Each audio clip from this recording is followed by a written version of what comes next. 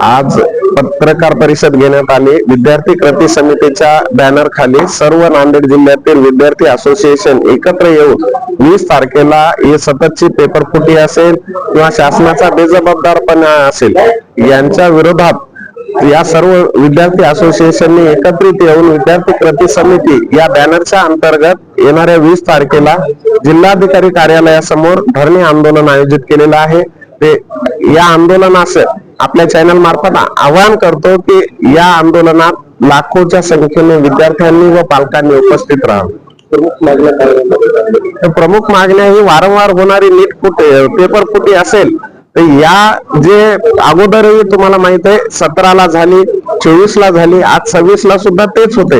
वारंवार पेपर फुटी शासनाने या गोष्टीकडे गांभीर्याने लक्ष देऊन यांच्यावर कडक आणि कठोर शासन करावे। येणाऱ्या काळात या पेपरफुटी होणाऱ्यांची मनोबल हे खच्चीकरण व्हावं। नाव सांगल्यावर मग संघटन येते।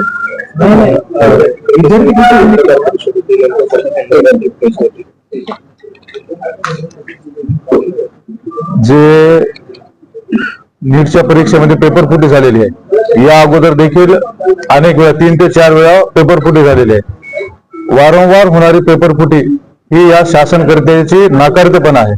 तो नाकारतेपणा कुठेतरी फेल ठरलेला आहे आणि तो नाकारतेपणा जनतेसमोर आलेला आहे। त्या विरोधामध्ये या ठिकाणी नांदेड शहरामध्ये जवळपास 10 ते 12 विद्यार्थी संघटनांनी एकत्र येऊन विद्यार्थी कृती समिती गठीत केलेली आहे आणि या विद्यार्थी कृती समितीच्या माध्यमातून येणाऱ्या 20 तारखेला जिल्हाधिकारी कार्यालयावर एक धरणे निदर्शनाचं आंदोलन आम्ही ठेवलेलं आहे।